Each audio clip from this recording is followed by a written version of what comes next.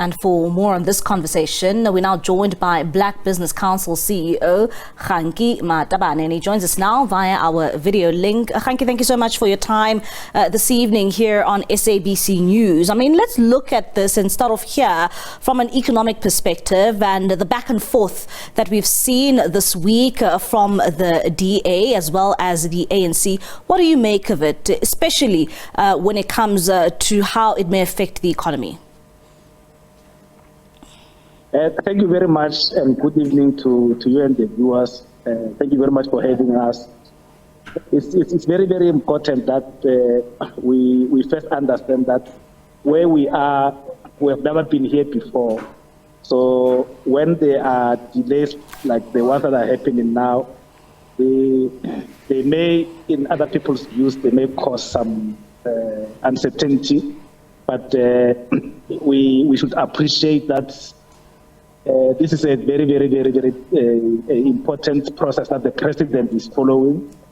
There has been a decision to go the government of national unity, and because we have never been here before, there are always going to be challenges and then delays. But the president has already set the date for the opening of parliament, which means that the announcement is very, very, very imminent. And then we should be assured. But from what we've been engaging with the leadership, the issues that we're raising are around the fact that if you appoint, for example, if you appoint a minister from a party that, for example, supports Israel, it means that if the country supports Palestine, the minister is going to be conflicted. And then what usually happens, and from experience, is that the minister then tends to do nothing. They decide, no, I'm not going to do anything here, but you can't move without my signature. And then hence we are saying, because of our history, and because of lack of funding for black business, women-owned businesses, we depend as black business for us to grow because of the history of having no funding. We depend on the state to propel us. If you look at the past 8 years, all the black people who actually are doing well financially in terms of being millionaires, billionaires, they have been propelled by the state. And we still strongly believe that the state needs to play a very, very, very, very significant role in propelling small business, black business, women-owned business, youth-owned businesses. And that can only be done by the IDC, the National Empowerment Fund, the PIC. And hence we are saying you cannot then move the departments responsible for that to someone who's 100% or more than 100% opposed to undoing the imbalances of the past as per Section 217 of the Constitution. And looking at these disagreements, I mean, particularly looking at the disagreements and the pushback, especially pertaining to the Department of Trade and Industry and Competition, and as well as the pushback just from the two main political parties in this GNU, how would you say that this would actually affect, the state of our struggling economy? Yeah, I think the DA, from where we're sitting, I think the DA is abusing the perception that is market friendly, that without them, the rent will collapse. And we don't believe that is the case. And then they forget that the ANC's got other options. It's got an option of a minority government, but it still has options of the MK and the EFF on the other side. So I think the sooner they accept, the better, because as we speak now, there's like a paralysis because the president is the only person who is actually the government or the executive, because there's no deputy president, there are no ministers, there are no deputy ministers, which means also there are no chairpersons of the committees in parliament.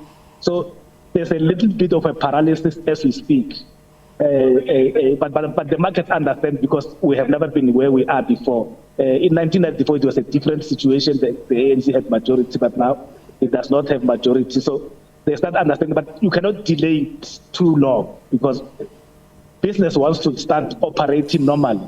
If, for example, it's a regulation that you need to attend to now, there's a challenge. So it's important that the president, hence we were congratulating the president and commending the president, but we're also urging the president to then move with speed in finalizing the executive, because we cannot afford in a long term a situation where there's no executive, because that frustrates business. You remember, business does not operate on a day-to-day type of planning. Business plan for a longer period. So it's important that we need to at least finalize this as soon as possible so that business can start operating normally. And Kganki, what do you make of the criticism that has come in sharply this week when it comes to the performance of the rand and the markets and how they've reacted to some of the reports which we have seen, where some reports were saying that it seems as if the DA would be pulling away from the GNU, but of course we now know that there was indeed that meeting that took place today between President Cyril Ramaphosa as well as DA leader John Steenhuisen. What do you make of the criticisms that, should the DA walk away, then it would be bad news for our currency and for the rand, that it would ultimately drop?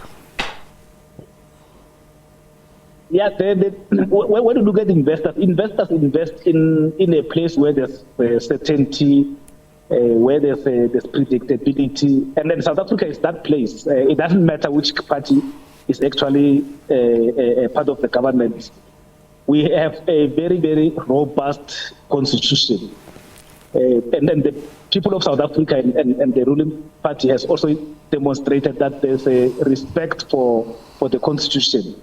There were elections, they lost, and then life goes on. If it was other countries, chances are by merely losing as a party that has been ruling for the past 30 years, there will have been other instability. So it tells you that our democracy, young as it is very robust. So we're not necessarily worried that if party A is not there, party B is not there, the rent will necessarily drop. And Kganki, yes, and sorry. As we await that announcement from the president when it comes to his cabinet, what are your expectations when it comes to the economic cluster? What would you like to see in terms of the appointments being made in cabinet for the economic cluster?